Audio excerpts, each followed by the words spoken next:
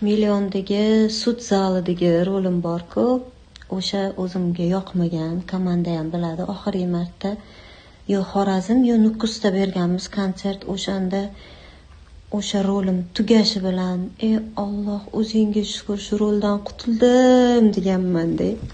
Endi nimaga men bilinmaydi-yu sahnada. Meni ustozim shunaqa o'rgatganlar, rahmatli Jo'ra Mahmudov. Chiqdingmi sahnaga, o'sha qadam qo'ydingmi, bo'ldi, yorishing kerak. Yarimta undoq nomiga o'ynash unaqa narsa bo'lmaydi.